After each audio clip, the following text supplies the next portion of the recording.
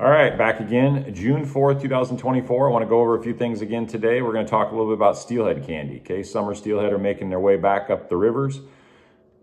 Got them all over in the tributaries. It's time to make some good bait. So how do we do that? Okay, Keith Archer with Ultimate Egg Cure. Keith Archer with Ultimate Shrimp Cure High Octane. And Ultimate Shrimp Cure, okay? I'm going to show you how we use two of these today to make steelhead candy. All right, so what's the idea behind steelhead candy? First and foremost, what is it? Okay. This chunk right here, okay, this little prawn chunk is the finished result, finished product, and what we call steelhead candy, okay? Why do I make them? What's the whole idea behind them? Where'd it come from? Late 90s, early 2000s, okay, I spent a lot of time fishing, took tons of friends out, that sort of thing, do a lot of side drifting from the boat, maybe drift fishing from the shore, float fishing with jigs, that sort of thing. I found that intermediate or sub-intermediate type fishermen often had difficult times with eggs, whether it was drift fishing, side drifting from a boat, whatever it may be.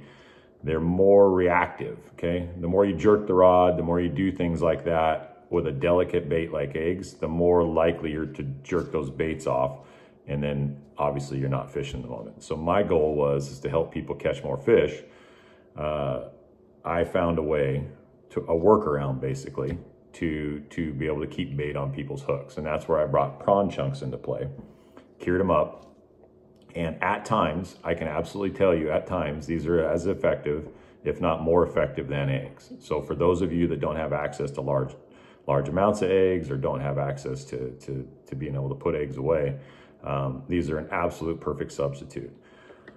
I spend a lot of time on the water, right?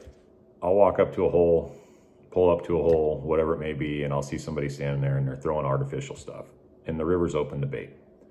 Sometimes I scratch my head. I'm like, it's okay. I mean, I get it. Some of y'all don't know or don't realize that, look, a steelhead is a big trout. They're just a big dumb trout, right? They love to eat. Now, I'm not saying that jigs and spinners and hardware and all these sort of things aren't effective. You certainly can catch fish on these, okay? But a well-presented bait, it doesn't get beat when it comes to summer steelhead. All right, well-presented eggs, well-presented prawn chunks, steelhead candy, they don't get beat, all right? Drift fishing, let's talk about that for just a second, okay? It's an art that's kind of falling off on the wayside, and it kind of shocks me as a bit because it's the most effective technique that there is when it's mastered to present a bait. I'll go on record and tell you that it's the best way to catch steelhead, period, all right? Side drifting from boats, there are times where artificial certainly works, beads, those sort of things. But when these water temps come up, we're getting into the 50s, low 60s, it's tough to beat bait, all right? How do we make them? What do we do? Pretty simple, okay?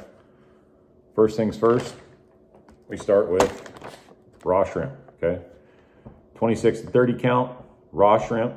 These are frozen, their heads are off, they're gutted, not cooked, all right?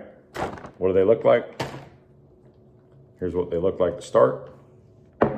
Thawed them out right up front. So what we're gonna do is we're gonna peel them, okay? Pull the shell off, set it aside. And I'll go through and just peel all my shrimp that I'm gonna be curing up. And obviously I've peeled a bunch for this, from shooting this video. Take a pint jar, okay? I'll chunk up these baits. How big do I make them? About the size of a nickel, okay? And I try to keep them as round as I can possibly make them. I'm just chunking them as I'm working down through, and I have these little tip pieces at the end of the tail. Toss those in too, because those are great pieces for tipping jigs, you know, those sort of things, or smaller offerings, or maybe some of you might want to use these for kokanee. I've ripped the kokanee on these, cutting small little bits and pieces, tipping the hooks. Beats the heck out of a cocktail shrimp. Absolutely beats the heck, but you would just take a small little chunk and tip the hook with it. Again, chunk, and then I have this piece left over, good jig tipping piece, chunk, and then chunk. Anyway, so here's what we're doing. We're gonna make about an inch layer in the bottom of the jar, okay? like so. Got about an inch layer. Now we're gonna add our cures. So first things first, don't do this inside.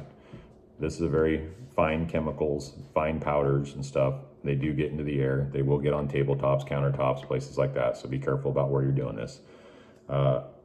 Carefully add about a teaspoon, okay?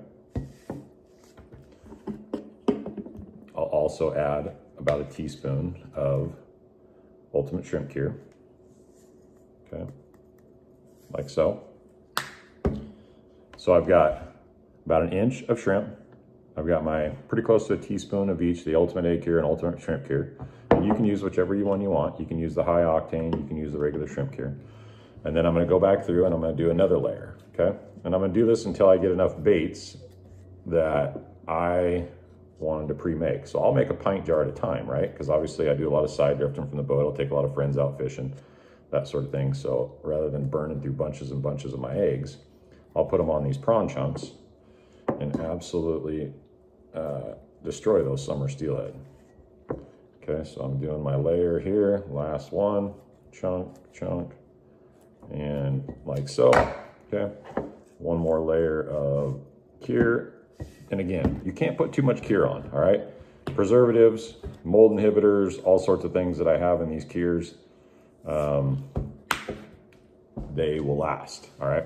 My shelf life on these, couple months, you know, that sort of thing. And then from there, I'm getting rid of them, just kind of making fresh ones. They don't look rotten, you know, again, if you look at these, what they look like, these were made back in January, all right? They look perfect. These were made this afternoon or this morning, okay? These are just fresh ones that I made. And I thought I'd shoot the video here, all right? Shake them up like so. Okay, and then I'm gonna add my scent. Prawns, coon shrimp, whatever it may be, they're just big scent sponges to me. So what am I gonna add? What's my favorite? Procure squid oil, okay? Throw about a teaspoon in. Second, Procure shrimp prawn. Throw about a teaspoon in. Okay, third, Procure Anise Plus. Quarter teaspoon, small amount. Lid back on.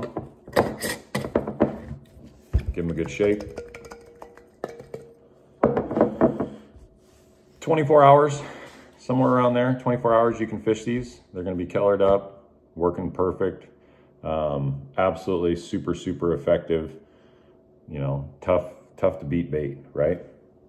Again, jigs, super simple, tip them. Set it on there just like so. I mean, deadly little offering. Steelhead can't stand it. Drift fishing, side drifting.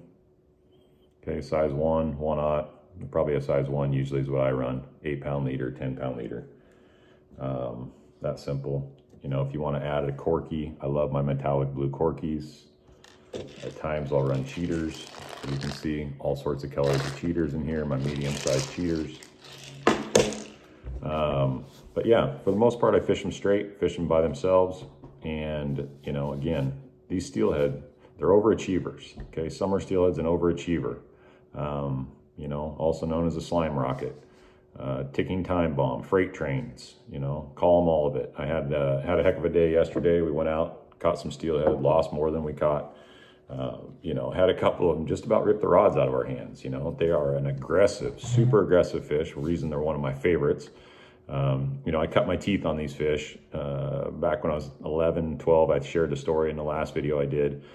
You know, I caught one of the biggest steelhead to this day, a summer steelhead. 18-pound summer steelhead by myself, 11, 12 years old. I don't remember exactly how old I was, but that was just an amazing experience. And ever since that day, I've been hooked. You know, thousands of steelhead I've caught, and you know, I can never get enough. It's just I'm always back out and back after it. So, you know, Lower Columbia, Mid Columbia, all these tributaries and stuff like that.